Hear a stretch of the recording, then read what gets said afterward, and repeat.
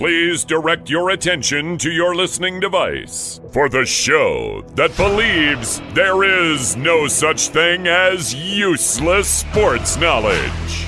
This is the Benchwarmers Trivia Podcast.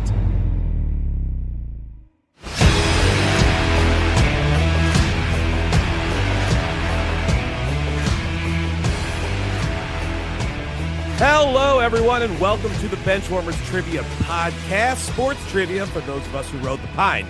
This will be episode 341, and I'm your host, Dave Wirtz, and today's game will be pitting the Benchwarmer team of Scott and Bomback versus Benchwarmer Tako and returning player Zach Gozlan.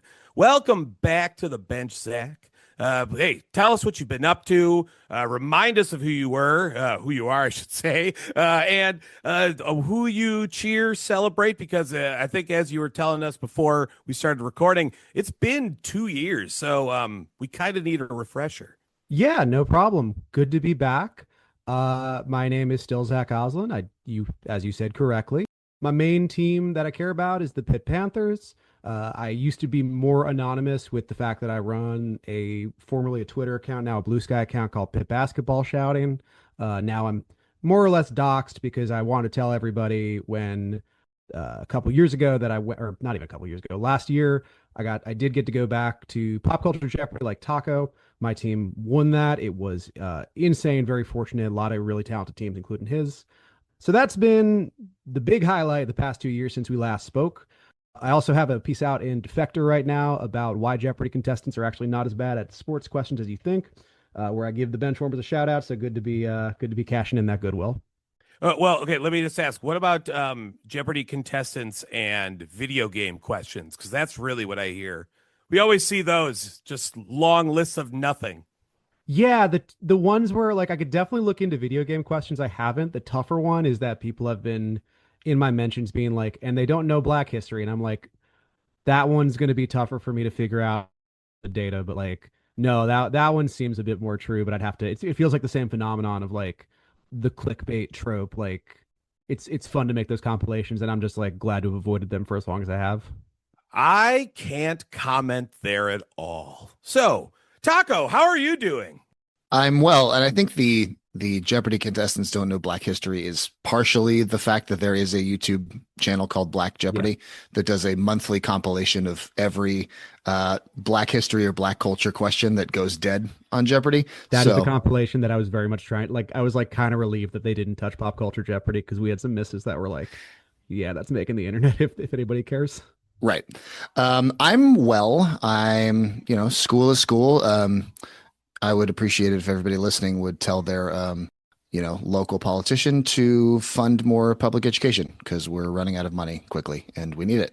But I'm well. Speaking of public education, I am a graduate of the University of California, Berkeley, longtime traditional conference rivals of the Pitt Panthers. Yep. So much so that they named the whole conference after our rivalry. So our team name for this episode will be Allegheny California Conference. Perfect. I didn't even ask for it, and I'm glad you filled in the blanks. So thank you, Tako. All right, bouncing on over to Scott and Bomback. Let us know how you two are doing, and why don't you give us your team name? That way I don't forget. I'm doing okay. I'm personally fine. My metropolitan area is not doing as great, but we don't need to dig into all that. This is going to be a nice distraction from all of that today, so I'm okay. That's good to hear. That's really all. It's really all we need to know. And Scott, what about you? I'm good as well. Yeah, I it's nice to have Zach and Tako here on the screen, and I don't have to scream at them through the TV of different answers that they're just not buzzing in for on their various game shows. So not so much Zach, because his team got most of their questions right, actually, when I watch, but it's nice that like I can just hang out with them and not be like, it's this. So that's really cool. Oh yeah, which questions did they miss on? Why don't you enlighten us? Zach, not so much. Tako, I have a list, and we'll go through that together one day, I hope. He helps me flashcard with them every Friday night just so I don't forget them again. It's very kind of him. This is a great Patreon episode in the making. I can't wait. It's me rehashing old traumas. That's fun. It's in the works. But yeah, Josh and I are teaming together again. We've obviously teamed together a lot over the years, and we always kind of make the claim that we never win when we play together, despite that one time we beat Ede years ago. But we won last time we played together, and we actually have won more than we like to admit to. So, because Dave's hosting, a Packers fan, and we have a Vikings fan and a newly minted Bears fan, and because no one likes people who kind of say "woe is me" and then actually win, I think we're the heels of tonight. And so our team name is going to just, we need a little bit of confirmation from you, Dave, on that. So our team name is, are we the heels? Yes. All right. Very good. So we have the two teams, Allegheny, California Connection, and Are We the Heels? Perfect. Let's punt it on over to Dan for the rules.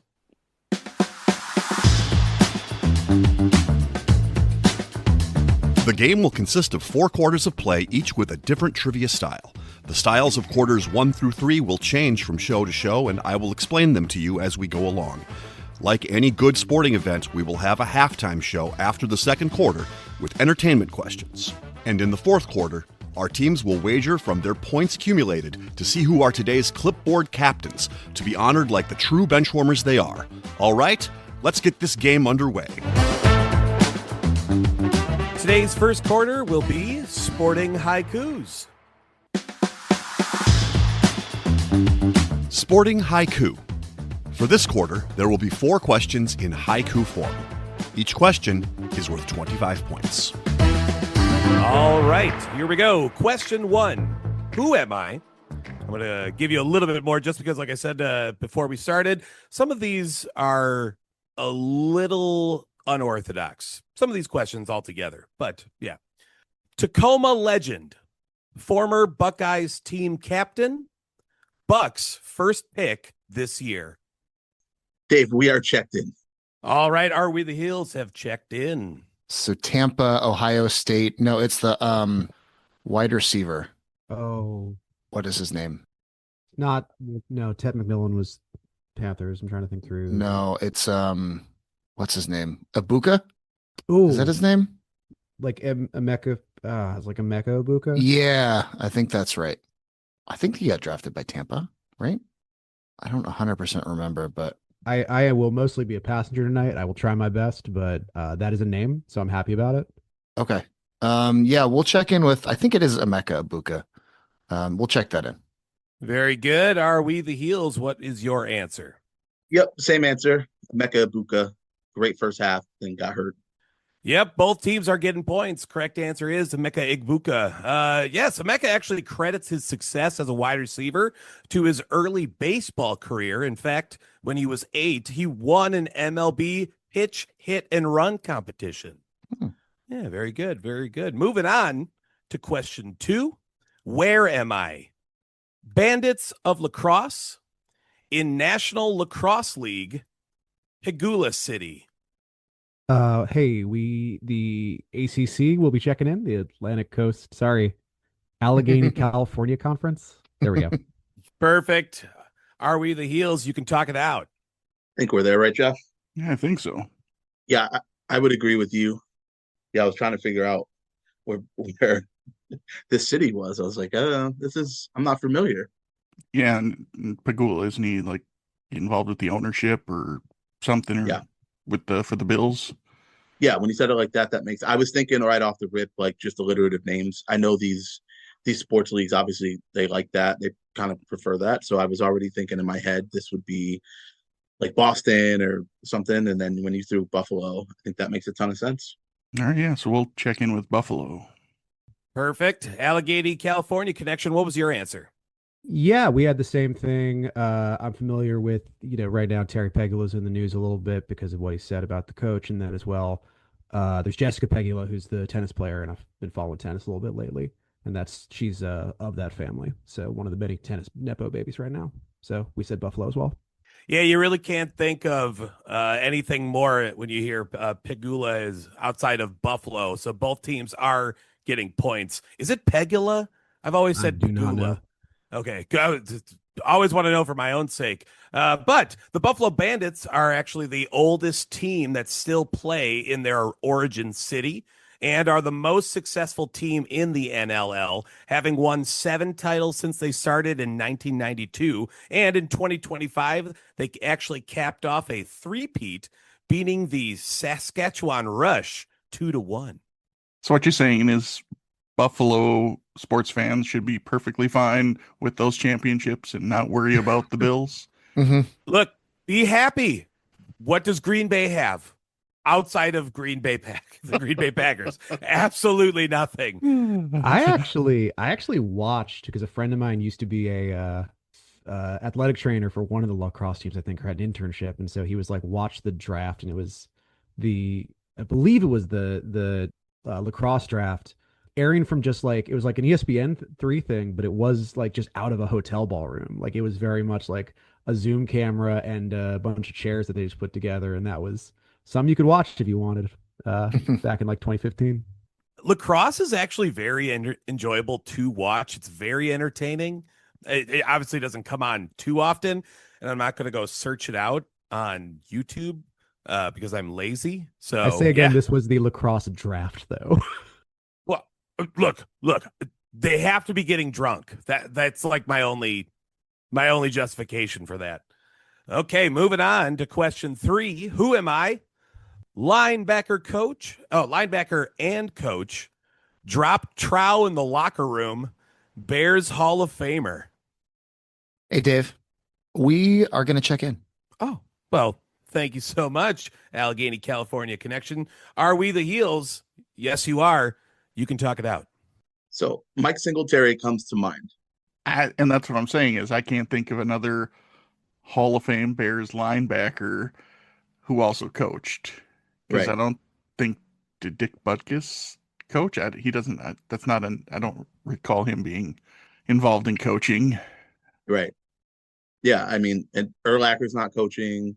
No, I think it just has to be Mike Singletary, right? I suppose it could be someone else that we're overlooking from, like, the 40s, but I mean, the Bears, they've been around a while. It says that on my hoodie. That's true, but I think that's our best bet. I would agree. Dave, we're going to check in with Mike Singletary. Thank you very much, Allegheny, California connection. What was your answer? Yeah, this sounded vaguely familiar I think he did it when he was coaching the Niners. We also checked in with Mike Singletary. Correct answer is Mike Singletary. Yes, and if you don't know this story of him dropping his pants as a motivational tactic, it's really quite enjoyable. But even more enjoyable is knowing that Mike Singletary left coaching to have a film career, having his debut in 2015 in the film Hood, a modern-day retelling of Robin Hood, where Singletary's RJ returns home from an 8-year tour in the Army to help battle the drug lords of Chicago and save the children for his Uncle Richard, played by former Harlem Globetrotter Curly Boo Johnson. The tagline of the film was, "Can RJ stop them before the city explodes?" It is nowhere to be found on IMDb or Rotten Tomatoes. This sounds like one of Josh's ChatGPT halftime movies. I was going to say, it feels like ChatGPT wrote it. Yeah, it's a real movie, and Wow. and Singletary has went on a press tour saying what an experience it was. Of course, him returning in 2015 from an 8-year tour, he'd still be like almost 50. So I don't know exactly what he was doing, but I need to watch it at least one time. Question 4, who am I? Played 21 years. Oldest to hit home run. Last active Expo. All right, we'll check in. Are we the Heels? Thank you very much. Allegheny, California connection. Go ahead. Talk it out. We spent a lot of time basically saying it's probably not actually Julio Franco who's like got the record for oldest player, but there's no way he was the last Expo, I don't think, because I think he didn't make it to like he was at the end of his career in like the late 2000s, and you got to think that like Vladdy, for example, like played past that. So, or Vlad Senior. I don't even remember him playing for Montreal, so I think he's just out. I have, and I did tender one vibes guess. Mm-hmm. Try to do a little better than that. Taco, do you have like another name or? Yeah, I mean, you brought up Vlad, and I don't hate that. You also said Matt Stairs, and I don't hate that either. I think they both played till around like 20. Vlad was definitely playing in 2010. Oh, Matt Stairs was playing well after that. I think Matt Stairs was playing into like the end of the last decade, if I'm not mistaken. Really? Okay. He's definitely more recent. I don't know why this is like a vibes thing where it's like I remember he had some like Rich Hill style like wow he's still going record, but like Right. I mean, I don't, with a lack of anything better, like I don't mind it. I nobody else jumps to mind, so we can check it in. yeah, I just want to shout out Matt Stairs. Let's go. Let's do it. We'll check in Matt Stairs. Matt Stairs. All right. And are we the heels? What is your answer?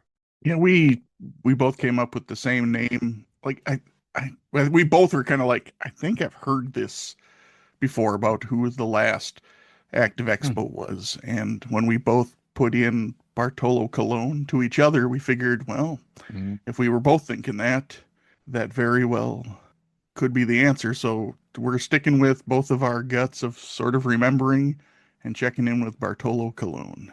And a lot of guts it is. One team is getting points, and that would be the guts of Bartolo Colon. I understand what oldest to hit a home run means now.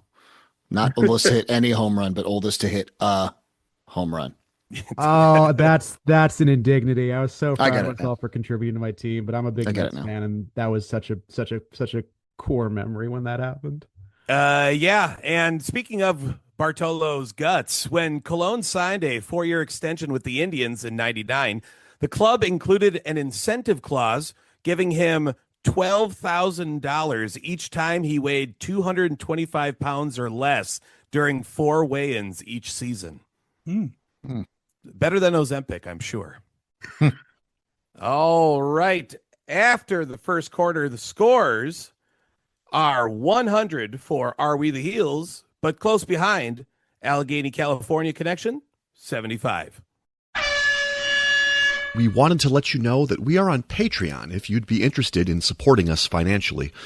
Your contributions will be used to help us cover the costs that it takes to bring you the high-quality sports trivia you have come to expect from us. There's also some great perks that come with the Patreon membership to the Benchwarmers Trivia Podcast, including bonus episodes and Benchwarmers swag. You can find us at patreon.com/benchwarmerstp. Thanks. The second quarter will be pre and post game. Pre and post game. For this quarter, there will be 4 before and after style questions. For example, if I asked, what all-time leader in receptions for the Indianapolis Colts was a Notre Dame safety drafted by the Minnesota Vikings, the answer would be Marvin Harrison Smith. Each question is worth 25 points. Question 1. Football's most prestigious individual award that has been presented since 1956, and former Browns backup quarterback who, over the course of the last 2 years, started 5 games for Cleveland, going 1-4, throwing 1 touchdown and 10 interceptions. His initials could translate to, damn, that's rough. We'll check in, Dave, you son of a bitch. Allegheny, California Connection. Thank you so much for the kind words. Are we the heels? You could talk it out, though. I will say you're starting to grow on me. Thank you, kind sir. Okay, the quarterback is definitely Dorian Thompson Robinson. So yeah, something that ends in or door. Must be because it's Oscar season that Palme d'Or came into mind. I was like, wait, that's a movie thing, not a soccer thing. It's the Ballon d'Or. Oh, okay, yeah, I've heard of that. That's the soccer one. Yes, I've heard of that. Probably from this top podcast. So we're gonna check in with the Ballon Dorian Thompson Robinson. Yes, we are. All right, check it in. All right, I'm afraid to come over to the other side. What was your answer? Listen, around here, around this country, football is the one that you throw with your hands.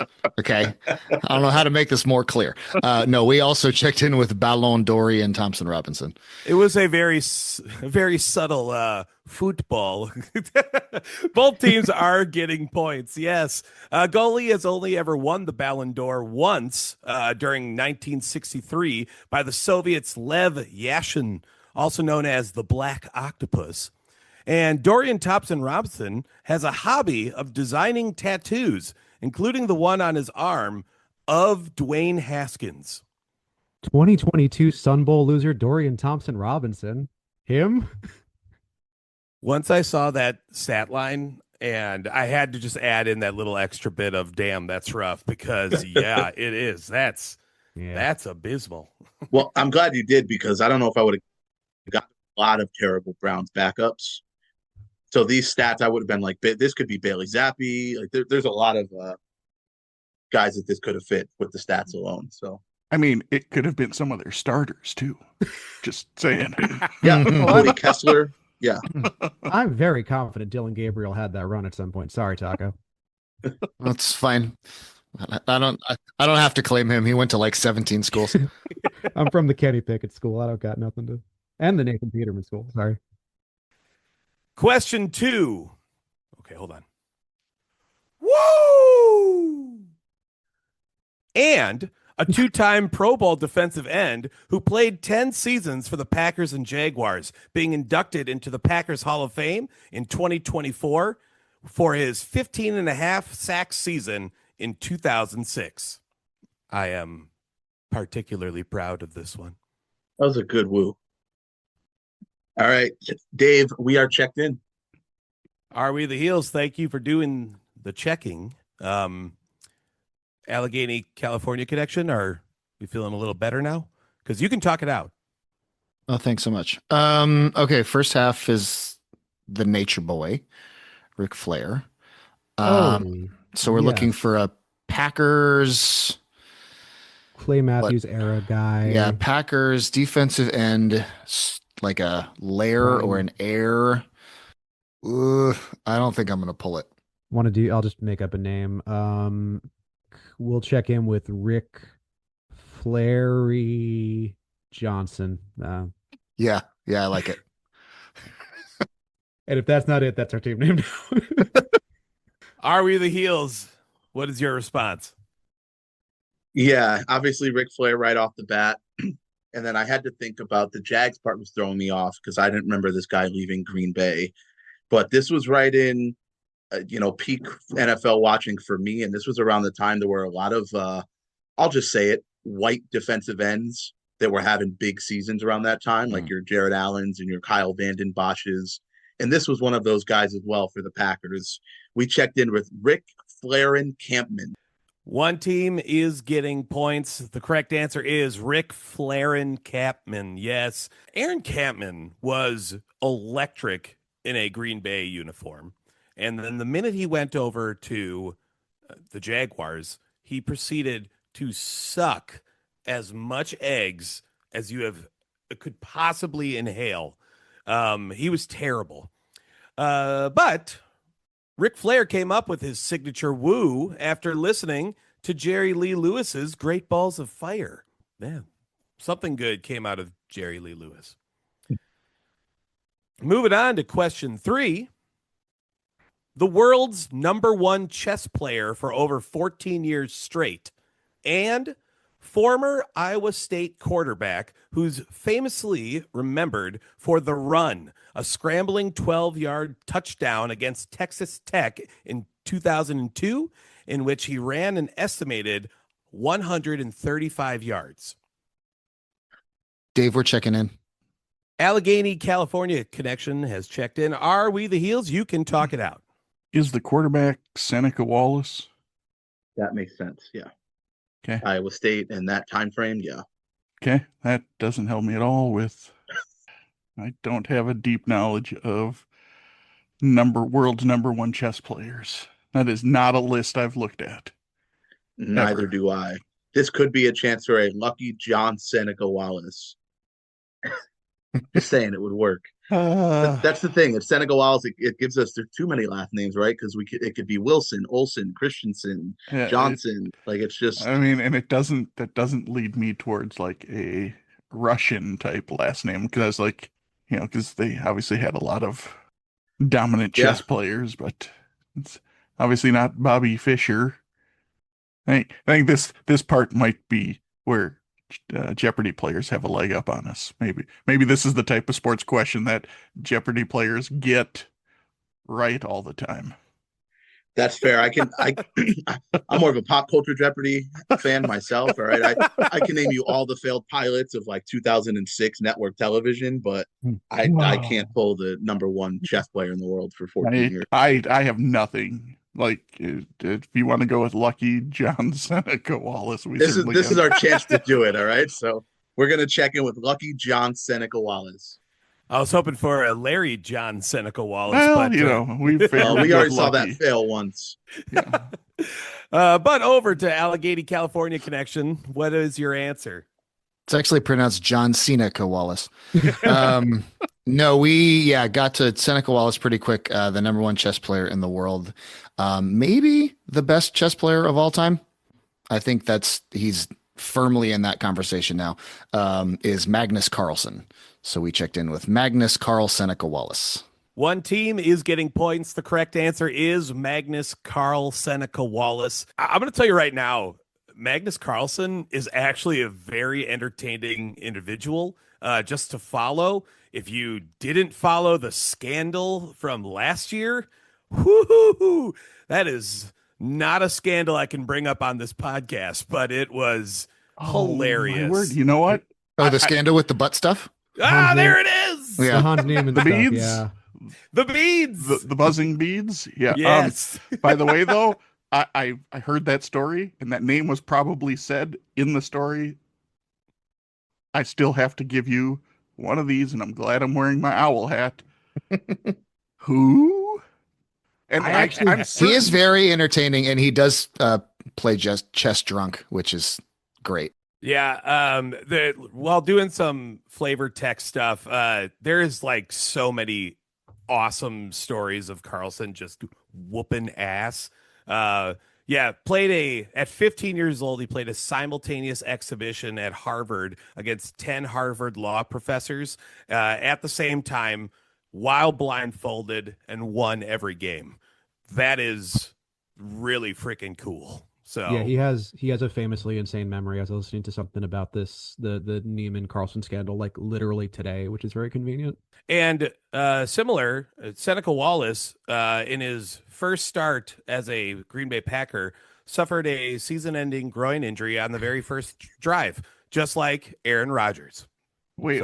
Okay, so this whole question revolved around the midsection. Flavor text right around the midsection. We got groin poles and we've got Oh, sorry. I was so confused. I was like, well, of course it revolves around the midsection. That's where it transitions from pre to post game. I'm speaking more about your flavor text of both players is midsection related. Oh, Ain't that the truth? That is an episode title just getting written down. Revolves around the midsection. Okay. Question 4. NBC sports personality and 5-year NFL running back who was fined $15,000 for a 2-pump touchdown celebration during a Week 9 matchup against the Green Bay Packers. And no, he's not Napoleon's uncle. Dave, we'll check in. Okay, are we the heels? You can talk it out. Yeah, so I do. Yes, now that you I remember the celebration and kind of forgot which running back it was. But now that you figured out the Uncle Rico. Yeah, it's the Uncle Rico. And so Rico Dowdle. Yeah, so Dave, we are going to check in with Mike Tirico Dowdle. All right, Allegheny, California connection. What was your answer? Same thing, Mike Tirico Dowdle. Both teams are receiving points. Yeah, I had to throw that in there just because Rico Dowdle doesn't have too much else going for him. But in his senior year of high school, Dowdle is actually converted from running back to quarterback, where he then rushed for 51 touchdowns. After the second quarter, the scores are now 150 for Allegheny California Connection.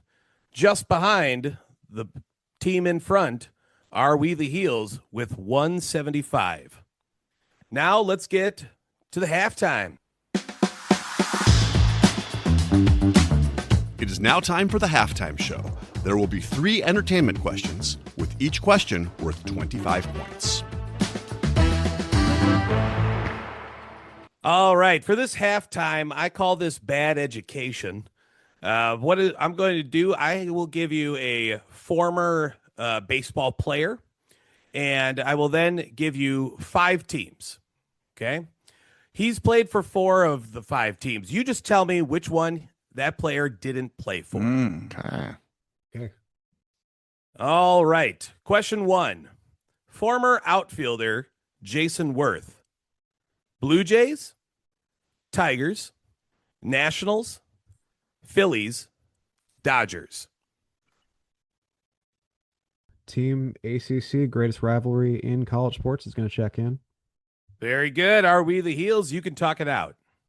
I feel very confident that it's the Tigers that he did not play for. I'm pretty sure he came up with Toronto and then was a Dodger early, or it's the other way around, came up with the Dodgers and was a Blue Jay early. I think those are his 2 earliest teams. Okay. Yeah. And Before he kind of broke out. And as a Nail North fan, I don't recall him ever being on Detroit. Yeah. I don't remember where he went after the Nats, but now it seems like maybe nowhere. Because obviously he was on the Phillies for their sort of World Series run, and then on the Nats for their World Series run. And then maybe he just called it quits. Yeah, because he was with the Nats for he was, yeah, a handful plus of years. That very well could have been his last definitely spot. could have been. Yeah, I can't place the Tigers anywhere else. So I certainly don't. I remember him in triple play baseball on the Dodgers as a backup outfielder. So we're gonna check in with the Tigers. Very good. And Allegheny California Connection, what is your answer? Yeah, so the Phillies and the Nats got checked off pretty quickly. I'm a Mets fan and I live in DC, so remembered those 2. Tako checked off the Dodgers, and then I think we had this, not as confident that he started with the Blue Jays, but pretty confident, or that seems more right than the Tigers, so we also checked in with Tigers. Both teams are receiving points. You did a great job sort of sussing that out. But I don't know. I look at Jason Worth and I just go, he looks like a Tiger. Yep. Yeah. And Worth retired from the MLB and became one of the owners of Icon Racing. And in 2024 had their horse Dornock win the Belmont Stakes. He is quite successful now. Question 2. Former first baseman Yonder Alonso. Cincinnati, Tampa Bay, San Diego, Colorado, Oakland. We're going to check in, Dave. Okay, ACC, you can talk it out. Yeah, we've got it down to Tampa or the Rockies. I'm pretty sure he started with Cincinnati, kind of got big with the Padres, and then he was definitely in Oakland for a little while. I would lean Tampa just because I can kind of remember him being on the Rockies maybe late in his career. I'm not 100% on it, but I'm fine with that in the same way that Jason Worth looks like a Tiger. Yonder Alonso has a name that would fit on the Rays, but I might be, and this is not slander, and I apologize, I might be mixing him up with Wander Franco. So that might be the trap there. It could be. I think we should wander away from that name as quickly as possible. Absolutely. So yeah, we'll check in. We'll check in Tampa Bay as the odd one out. Okay, and are we the Heels? What is your answer? Had it narrowed down to the same 2. Knew he played for the other 3, so this was really just a 50-50 coin toss. I went the opposite way because the Rockies usually prefer sort of power hitting first baseman, and he was definitely more of a contact guy that fit more of the mold of the Rays. And I was trying to place, I'm guessing it would have been late in his career. So we're talking probably late 2010s. And I was thinking like the Rockies had like the ghost of Justin Morneau and like Adam Lind and like a bunch of other first basemen. So maybe they didn't have room for him. So I'm banking on that because we checked in with the Rockies. One team is getting points. The correct answer is Tampa Bay. Yes, yes. Though no connection to Pete, Yonder Alonso's brother-in-law is Manny Machado. Oh, And I do love the line of he got big in San Diego because that tracks for Yonder Alonso. He did. I have a spreadsheet of all the baseball players that I've ever seen, and I've been looking these guys up like afterwards to make sure. I was like, I don't remember seeing Jason Worth as a Nat, and yeah, I have seen Yonder Alonso, but as a Indian. Cleveland back in Yeah, I will say 2018. these aren't obviously like Yeah, it's not the full. but Zach, you have caught on to how I formatted this game, which was, does he look like a Tampa Bay Ray? Correct. That's actually the name of this new quarter style. yeah.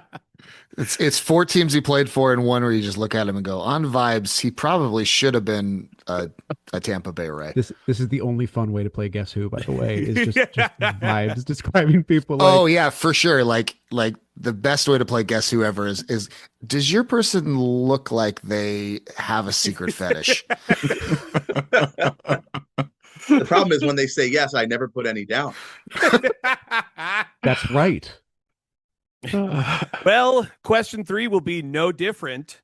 This is 11-year center fielder Denard Spand. Atlanta Braves, Seattle Mariners, Washington Nationals, Minnesota Twins, San Francisco Giants. We'll check in. Allegheny, California connection. Go ahead. Chit chat away. Yeah, we're down to 2. He was definitely a Twin. Yep. Definitely a Nat. Definitely a Giant. Pretty decent Giant center fielder. We love a plug and play 2-year center fielder, and Denard Spin fit that mold very well. So Braves and Mariners. Yeah, I think I'm in agreement with you that I think he was a Mariner for a little bit. Yeah, I'm just like remembering that I had a Denard Span Mariners card at some point. Oh. And again, sort of like most of my attention being the NL East, like if he was on the Braves, it is totally possible. And like when I was paying less attention, but like it wouldn't have been for that long if he was. But So, I think like, it also makes sense though, because when Dave said Denard Span Atlanta Braves, my first thought was, oh, that makes sense. So clearly it's not the Atlanta Braves. yeah, I I think that's on the that, yeah. tiebreaker is like he on vibes, he does feel like an Atlanta Brave, so he must not have been an Atlanta Brave. So I think that's what we're checking in with. Okay. And the other team?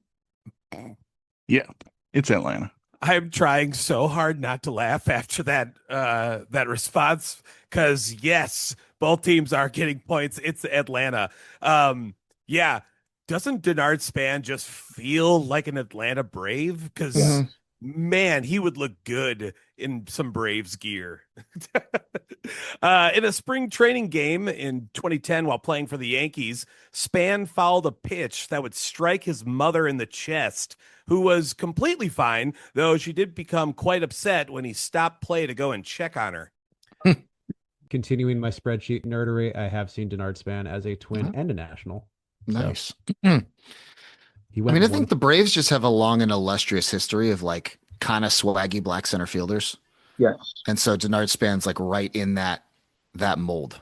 Yep. So The Otis Nixon, Marquise Grissom, Kenny Lofton mold. Yep. Jason yeah, Wood. like Michael Bourne's probably in there too, Justin Upton. Michael Young. Right. He also doesn't feel like a Mariner because Sean Figgins feels like he just takes all the swaggy black center fielders. Sean Figgins is the only player that's ever played for the Mariners. See, I think of Sean Figgins as an angel. What's wrong with me? No, he is an angel. He's 100% an angel, but he signed a huge deal with the Mariners and flopped in like 2010. That'll be a lucky 7 that Marcus has, is players that signed a big deal for the Mariners and then flopped. Except it's a lucky 58. All right. After halftime, the scores are now tied, 225 apiece. But that's going to change going into the third quarter, which is going to be Missing Link. Okay. Oh boy. The Missing Link. This quarter will consist of 5 questions with theme-linked answers. The teams will attempt to answer the questions and guess the theme. Each question is worth 20 points. A correct guess to the theme before the 5th question will earn the first team 100 points. The other team can still earn 50 points with a correct theme guess. If neither team has identified the correct theme before the 5th question, both teams can still earn 50 points with a correct theme guess. Question 1. Cryptozoological nickname of Giancarlo Stanton. Regional names for this figure include skunk ape in Florida, the Wendigo from Algonquin culture, and wood booger in Virginia. Wasn't that Bastion Booger's tag team partner? His brother Wood. Wood Booger. Wood Bastion and Wood Booger. It also sounds like a very, very early grunge band. Oh, yeah, for sure. Wood Booger? Yeah. Or skunk ape. Yeah. Wood Booger, Skunk Ape, and Wendigo are all like on the same festival with Ween. Yeah. Yes. See, my thing would be like they were called Skunk Ape until they got signed to a major label and had to change it to Soundgarden. Right. Does that, have you heard that as a... I haven't, but it makes sense just based on the player too. Okay. We'll check in. Allegheny, California connection. Go ahead. Talk it out. Yeah, I mean, I'm pretty sure Skunk Ape is the Florida Bigfoot or Sasquatch. So it's just a matter of which one do we want to check in, of Bigfoot or Sasquatch. I was kind of leaning Bigfoot, and I don't know why. Maybe just because I think Bigfoot might fit more into themes. Yeah, and I think, I don't know, I feel like he'd be more likely to just, that feels more like a baseball nickname. Sure. And I'm just making sure, because there's a lot of names for that guy. Yeah, I've watched a lot. I have a friend who like makes me watch a Sasquatch document every time I come over, and I'm like racking my brain in terms of other names, but I'm fine with it. I think is it the same Sasquatch documentary or a it different is the same Sasquatch? one. It's very good. It's very good. I'd have to look up the name, but it involves a man like playing drums in the forest because like he's like, oh yeah, Bigfoot really responds to drums, and we think it really will drive him out. That's amazing. Part of me wants to say you need new friends, but part of me also says that's pretty cool. Also, very briefly within that documentary, they go to the guy that they all make fun of amongst the Sasquatch believers, and it's like the one guy whose fringe theories about Sasquatch are too fringe for everybody else. Imagine being the guy who's too weird for the Sasquatch enthusiasts. We gatekeep Sasquatch. Yeah. Yeah, like the give the camera this guy's all out there. Like, look, do we want to just check in with Bigfoot? Yeah, I mean, I don't think they're calling the Skunk Ape Mike. So I think Bigfoot's our next best guess. They got a cocktail called Mike. Okay. We'll check in. We'll check in Bigfoot. And Harvey the Heels, what is your answer? Yep. We along the way I've heard of the Wendigo, and it was of that Bigfoot variety of creature, so we also checked in with Bigfoot. Both teams are receiving points. The correct answer is Bigfoot. Stanton is an avid fan of nature documentaries, citing planet Earth as one of his favorite ways to relax. So Giancarlo Stanton smokes weed. Good to know. Hey, you don't need to smoke weed to enjoy planet Earth. Question 2. Ring name for MMA fighter Christiane Justino. Her current record in the UFC is 29-2-0, with her 2 losses coming to Erica Paez in her debut match in 2005 and to Amanda Nunes in 2018. The latter bout ended unifying the UFC bantamweight and featherweight titles. The Allegheny, California connection is going to check in. Whoa, that was so deep. Thank you. Are we the Heels? You could talk it out. It's an ASMR podcast now. I don't know if I can. I'm mesmerized. Ooh, all right. Yeah. So you think it's Cyborg? Yeah, I'm almost certain. She's one of the very few MMA fighters that I know anything about. I have nothing else to add, so I'm good with that. Check that in. All right, other squad, what do you got?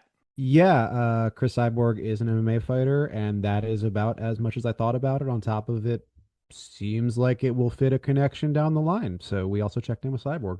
Both teams are receiving points. Correct answer is Chris Cyborg.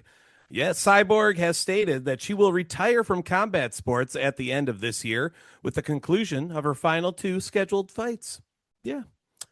All righty. Our missing link answers are currently Bigfoot and Cyborg. Question 3. During the 2024 MLB Players Weekend, that saw the Detroit Tigers play the New York Yankees, Detroit would start Tarek Skubal, who wore cleats that donned this iconic cartoon character.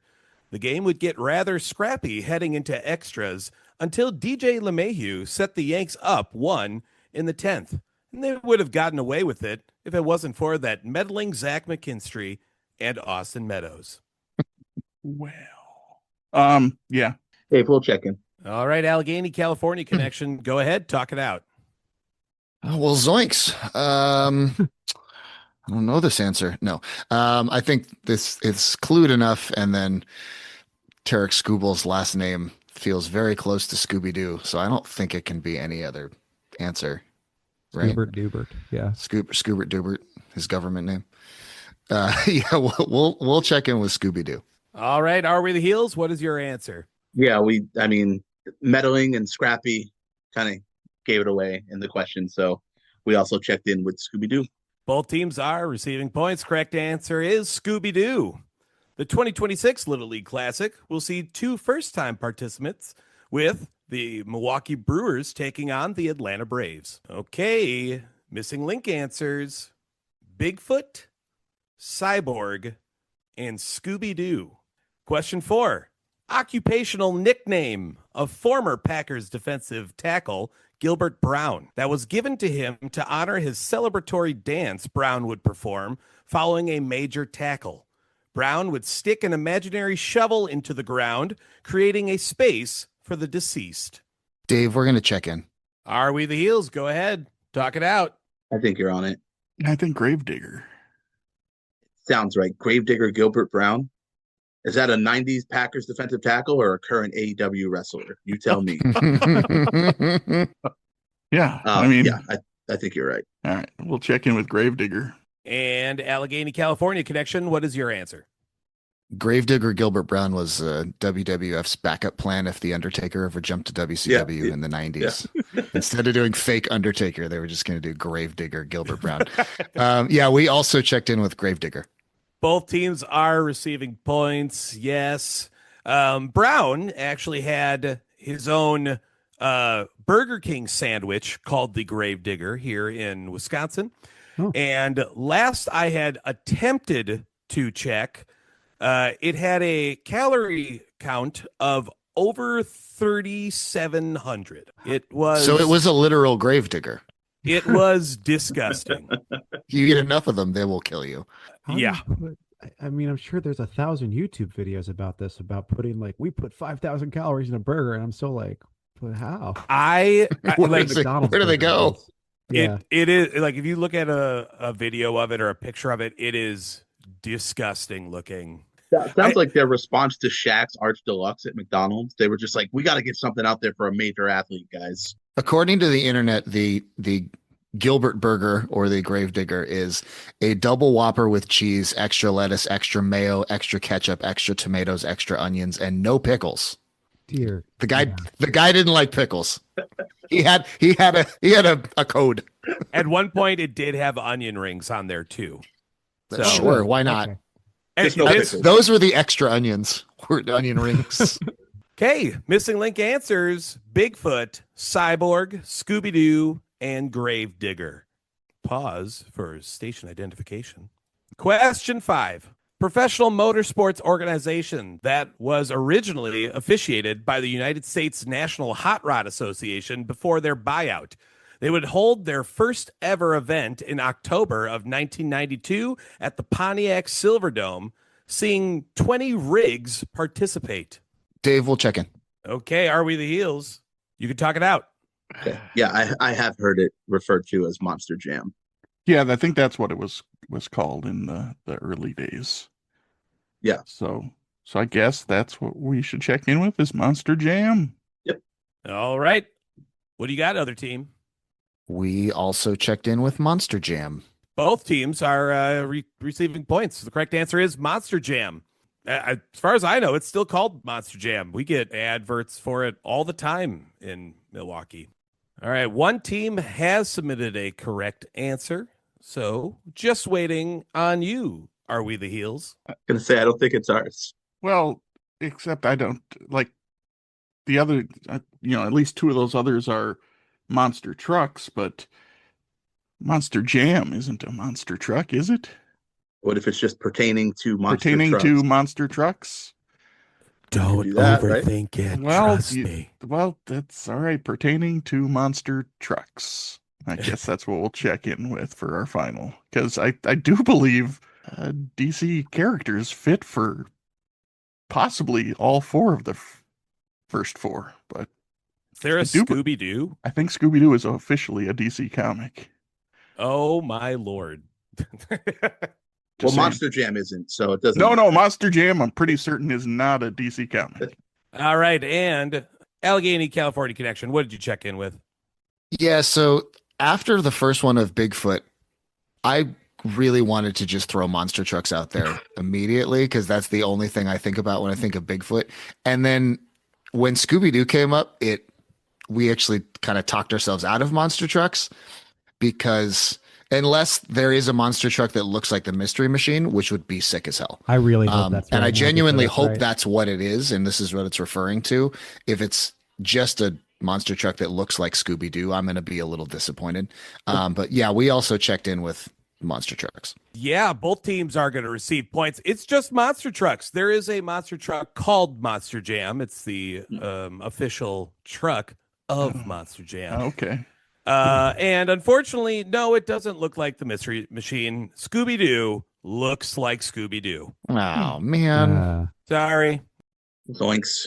After the third quarter, we have a score of Are We the Heels 375, but taking that control right back, Allegheny, California connection 425. And that brings us to the fourth quarter. The fourth quarter, known as Put Your Fours Up. This quarter consists of 4 categorized questions that the teams will wager up to 100 points each, not to exceed their current point total. For the fourth quarter, the categories we have are question 1, Kraken in the NHL. Question 2, Lumberjack in Timbersports. Question 3, Big Kahuna in Rivalries. And question 4, Spike in the NFL. It is now time for the teams to place their wagers. We'd like to take a minute to invite you to follow us on Facebook, Instagram, and Twitter at Benchwarmers TP. We also have a Facebook group for fans of the show called The Bench. Join us there to comment on the latest episodes and interact with the rest of the Benchwarmers community. If you would be able to rate us on iTunes, Stitcher, or any other podcast app, we'd greatly appreciate the support so that other people may find this podcast. Thanks. Now that the wagers are in, let's get to the questions. All righty, here we go. Question 1, Kraken in the NHL. The Seattle Kraken began their history with the National Hockey League back in 2021. But this isn't the first time the city has had a team. What was the name of Seattle's first squad who played for the Pacific Coast Hockey Association from 1915 until their arena was sold off in 1924, becoming the first U.S.-based team to win the Stanley Cup in 1917? They share a name with a team from another league that hasn't won a championship in their respective sport in 39 years, though they have had it chances a little more than 10 years ago and 15 years before that. Team ACC is going to check in. All right. Are we the Heels? Go ahead. Come up with an answer. I'm pretty sure that they were the Seattle Metropolitans, which Makes sense. The math would works on the Mets. yes, yeah, because the previous championship would have been 2025 because we haven't had the season yet in this Right. early new year. So Yeah. 86 And then- absolutely works out the Mets, which I think they actually are the Metropolitans as well, but I think They are the Metropolitans, and then the rest of the math makes sense because they lost to the Royals, and then 15 years before that, lost to the Yankees. So okay. We will check in with Metropolitans for 75 points. And Allegheny, California connection. What is your answer? Yeah, I had mentioned earlier in the program that I am a Mets fan, and so I am very familiar with the last time the Mets went to the series, 2015, before that 2000, before that 86 team that we all know and love. So we also checked in with Seattle Metropolitans. Presumably it's not the Seattle Mets, just that probably would have stuck in my brain a bit stronger. So we checked in with Seattle Metropolitans for a psyched out by hockey question, 69 points. nice. Both teams are receiving points. Correct answer is Metropolitans. I would have been nice if you would have said the Mets too. Yeah. But, Appreciate you know, the Seattle Metropolitans would unsuccessfully play for the Stanley Cup 2 more times in 1919 and 1920, though the 1919 finals was a tied 2-2 series, but had to be canceled due to the Spanish flu. Fun times. Gosh, we gained points on that one. Yeah, on a hockey question, Yeah. which had a hidden baseball question in there. The scores have gotten a little bit closer. You're right. It's 450 for Are We the Heels to 494 for Allegheny, California connection. Question 2, Lumberjack in Timbersports. What is the name of the thunderous timber sport discipline where athletes use custom-built chainsaws with super engines from snowmobiles or boats? The sharp teeth slice through a 19-inch log at blazing speed. Identify this event, which shares its name with a combination of a word for high temperature and a common cutting tool. We'll check in. All right. ACC, what you got for me? Zach, I'm pretty sure this is hot saw. Okay. And in fact, when Dave read the category of timber sports, my first thought in my head was like, I wonder if he's going to ask about hot saw. Fair enough. I mean, my brain went with the just more the back half of the clue to hot knife, like a hot knife through butter. But you seem a lot more sure about this than me. And if you've heard of it, then let's go. Yeah. Yeah, I think they have to do it's like a down cut, an up cut, and a down cut, and as fast as you can. And it takes seconds. It's pretty fantastic, and I'm always afraid somebody's going to die. It's just checking on how quickly you can, just like how quickly human technology can cut through wood, basically. Exactly. Okay. With a modicum of dexterity. We will check in hot saw for 100 points. And Are We the Heels? You seemed very excited. What's your answer? Well, Scott actually had the right answer. I don't know, just from the context clues at the end. That's exactly. I was like, hot saw. Why not? But I was thinking, my guess is this is either going to be springboard or hot saw. So yeah, it's the hot saw for 100. Both teams are receiving points. Yeah, there is surprisingly little information to give about hot saw. So that hence why I gave such a literal translation of the answer at the end, because I was afraid I'd be giving you nothing. But yeah, It sounds like we would have both had it anyway. I think so. Yeah. Hot saw is really exhilarating. Like I said, they have boat motors inside of a chainsaw. Russ Lemke is responsible for building more than 80% of all the hot saw machines that have been used in the steel Timbersports circuit, for which he is called the Stradivarius of saws. Hell yeah. So Stradivarius. Tako, I missed your wager. What'd you guys wager on that one? A hundo. Okay. Yeah. Okay. long before the steel Timbersports series became a thing, the Minnesota State Fair, now they didn't have the hot saw, but they had lumberjack competitions where a lot of this stuff, a lot of the similar competitions were done, but they also had a log roll, which was always fun to watch people try to stay up and spin someone off. So, but yeah, That's that pure ESPN on a Sunday afternoon counter programming. Ish. It is pure and beautiful. There's a reason why the Ocho became a real thing, man. Yeah. According to Wikipedia, the like discs of tree that are cut in the hot saw are called cookies. Fantastic. Yeah, I thought about putting that in, and then I was like, this will just like look at It'll it like it's confuse another. us. It'll be another clue potentially. No, don't say anything. Yeah, I thought hot saw was just another monster truck. Oh yeah. I believe Hot Saw was a Macho Man character in not a Spider-Man film. Yeah. If Hot they did Saw is like Epic prepared. Movie, like one of the spoof movies. Oh God. Okay. Scores have changed, but the difference has not. We have 594 for ACC and 550 for Are We the Heels? Going on, question 3 in Big Kahuna in rivalries.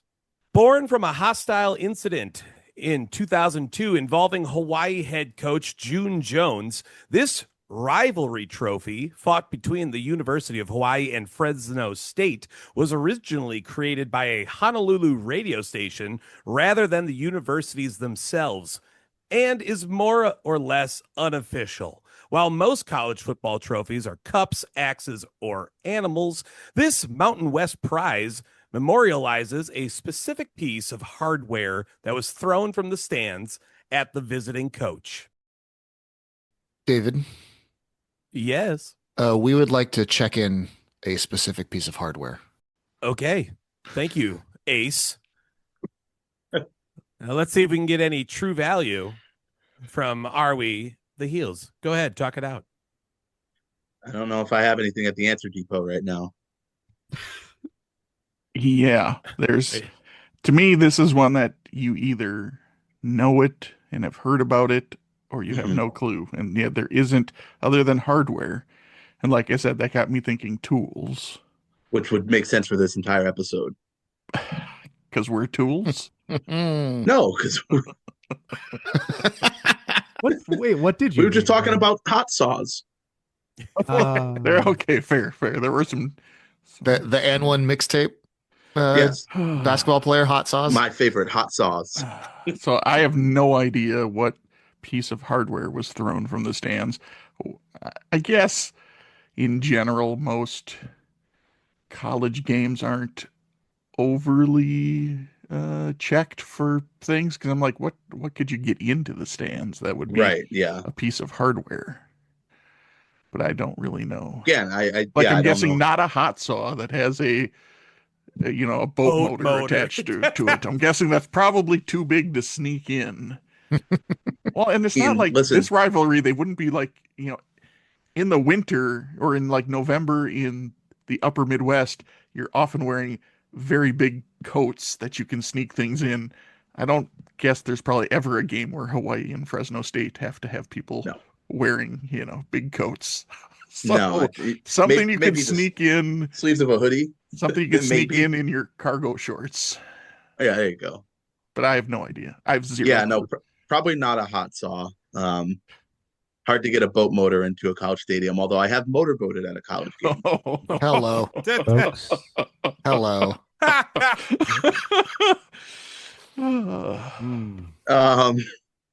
I think it should be jock strap. All right. I think it would be hilarious if they threw a jock strap at Just at a the jock opposing strap, or would it coach. be like Cup. a golden jock strap, or That'd probably be the name of the rivalry game, right? Just to make it sound a little cooler. Playing for the golden jock strap rather I don't than know. just nobody wants a regular jock strap. right? But Yeah, at least you if slap some it's- gold on that bad boy. Yeah. I don't know. I guess go with it, because like I said, this whole thing Yeah. just reminds me of the $5 bits of broken chair trophy Oh, I was thinking for the same thing, no. Minnesota, Nebraska that Yeah, I was just started trying to on think of social something. media, but I was trying to think of something really disrespectful that you would throw at the opposing team's coach that is feasible to have in your possession at a at a lot of sporting fans event. wearing jock straps to Late games. 2000s Pitt, West Virginia basketball. I Had don't know if they're something wearing to them, throw but in, it could too. easily just be like some kid came from practice and Or just had them in his pocket because he maybe wanted to throw them at somebody. or because he's just a stupid college kid. Oh, there is that drunk college kid probably. Yeah. Hey, go So- with it. Oh, Hey, and wait, what year was this? 2002. Oh, okay, so it's before Four Loko, but still, yeah, could definitely been a college kid. I have nothing on this. So if you want to go with the Golden Jock Strap, We're gonna do that, Dave. I'm gonna paint the picture for you. It's 2002. All right, you're at a game. You've had 6 Mike's Hard Lemonades. 6 Mike's Hard Lemonades. Okay, you're 19 years old. The rivalry game. You pull out your jock strap in front of your friends, and they're like, "Hey, you know what'd be cool, Connor, is if you threw it at the coach. Ha ha ha." And then you actually did it. We're gonna check in with Golden Jock Strap. In 2002, I was 8 years old. Okay, on to Allegheny, California connection. God. What is your Yeah. answer? Yeah, if this had happened in the Four Loko era, it would have been a drunk kid hurling another drunk kid onto the field. So I have a vague recollection of this, and there was one piece of hardware that kind of just jumped out, and it was like into my brain, and it was too specific to just be random. So we checked in with a screwdriver for 100 points. One team is getting points. The correct answer is the golden screwdriver. But yeah, we'll be a little flexible with that. Well, they got the golden part. I mean, What Wait. kind of I of thought we were naming hoodlums? the object, not the drink that got them drunk enough to throw the object. Seriously, Yeah, if there was Four Loko with the golden screwdriver incident, that would be dead. Like there would just be death. so this must Before Hold Loco era would have been, how did you get a hot saw into a Hawaii football game? so wait. They I'm just guessing. attach it to the side of the stadium, let it run up.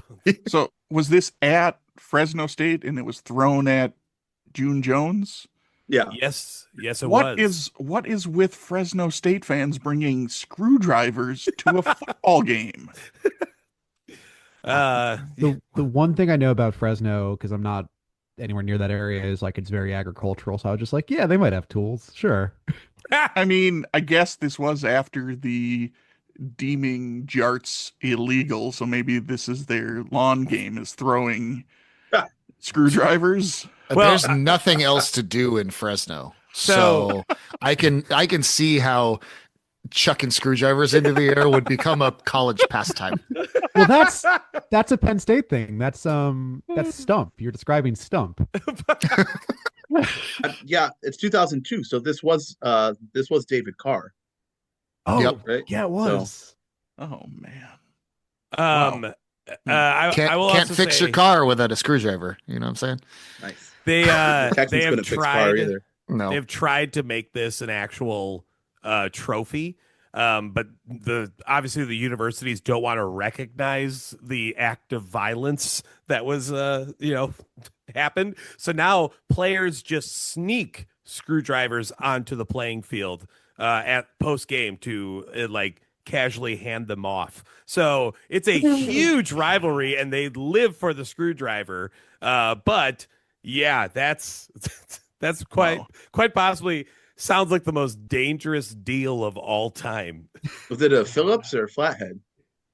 The world may never know. Note to self: stay away from Fresno State University.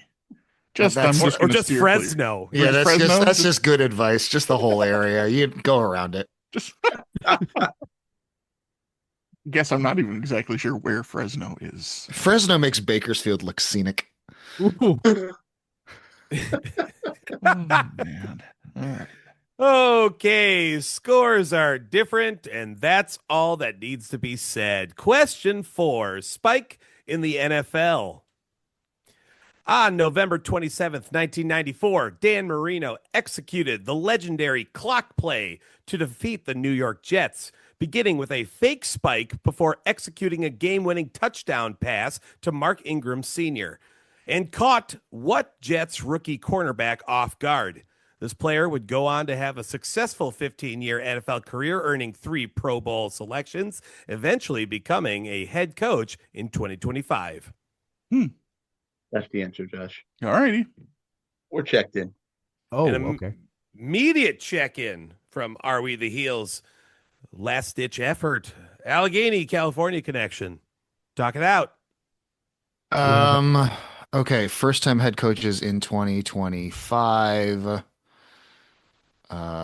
Jets. Who's the Jets coach? Wait, is it him? Oh God, what is that guy? Aaron Glenn. Oh, would it be just? Is it that straightforward that he's also the coach for the Jets? I mean, that's where I went first, and he is a first time head coach. He's a first time head coach this year, so that lines up. I'm just. And that career feels right for Aaron Glenn. 3 Pro Bowls, 15-year career. Yeah, sure. I'm like going through what other like notable Jets guys I can name, and because I was like in that area around that time. Yeah, we should definitely do the thing that Josh hates, where the game's out of hand, but we name wrong answers anyway. Okay, so Darrell Revis, probably not. Little too soon for him. Night Train Dick Lane. It's somewhere in between those two. Yeah, probably not Night Train. A little too late for him. Okay, yeah, that's fine. That's fine. There's a screwdriver when you need one. Doesn't You even wanna- have to you be wanna gold check at with this Aaron point. Glenn? It could be rusted. Yeah, let's. I don't think it matters. So let's just check in Aaron Glenn for 100 points. All right. Heels, what you got? Yeah, Jets corner. The career made sense. And first-time head coach, we also checked in Aaron Glenn for 100 points. Both teams are receiving points. Correct answer is Aaron Glenn, coincidentally. Yeah. Glenn got into coaching because his wife was sick of him yelling and screaming at the TV while he was watching. I thought you were going to end it at he got into coaching because his wife was sick of him. Just needed him out of the house. I mean, yes. I don't care what you're doing. Just go away. And he became an NFL head coach. Fantastic. The game has come to an end, and here are the final scores. In second place, with a very respectable 550 points, is Are We the Heels? Nice job, guys. Nice job. And our clipboard captains of the game, though, who are receiving the coveted Joshua Dobbs Award. You know, the backup of the soon-to-be in the Super Bowl New England Patriots. With a score of 794 is Allegheny, California connection. Yay. Oh, Josh Dobbs. Remember that experiment? Yes, I do. Astronaut. Zach, thank you for coming on, having some fun with us. It got off the rails. It was great. I enjoyed the hell out of that. That's the only way I'd ever have it. So I'm going to say it now because we can't exactly use it as an episode title, but Hot Saw is Prepared was on my short list. Too bad it gave away an answer. But it's okay. It's okay.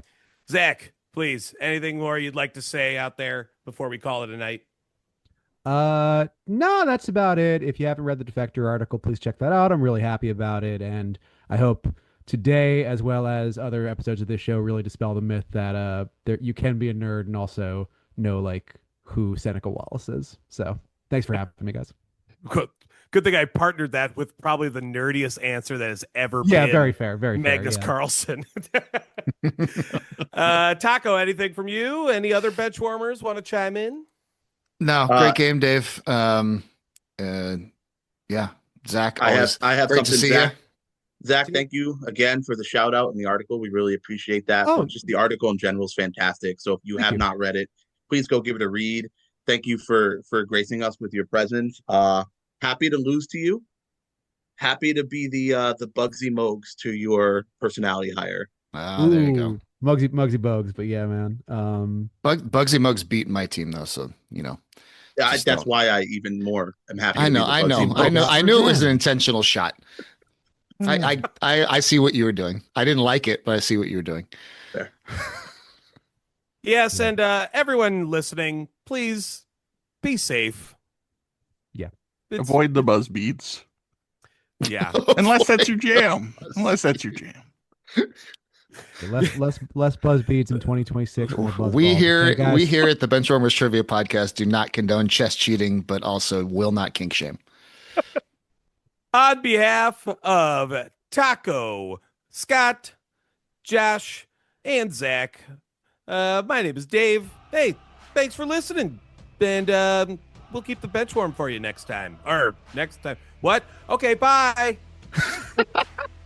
Woof. Oh, that was rough, Dave. That was rough. Killed no, it. that No, was no was, notes. Really that was no, you purposeful. salvaged it. You salvaged it. Great. That was great job. perfect. That was purposeful. I gotta come up with something that's not in the script. Oh, here. We're love you, changing it all anyways, Josh. You Come came on. up with something in the script. It was just all disjointed. They were all the words. They just weren't in the right order. Well, Eads, good. Then it's Eads like, editing this quarter. He'll just fade you out even before the outro's done. There you I'm go. trying to find the Oscars music. Yeah. yeah, it's gonna be buzz beats and just.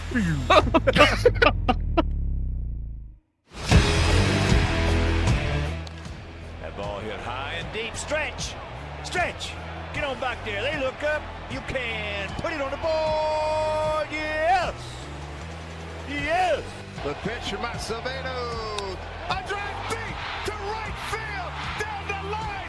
The Mariners win this game 2-1. The dream lives. They're going to the playoffs. The drought is over. Cal Raleigh. Wow. Hey now. Want more trivia? Follow us at Benchwarmers TP on all social platforms for more sports facts and trivia. That's at Benchwarmers TP.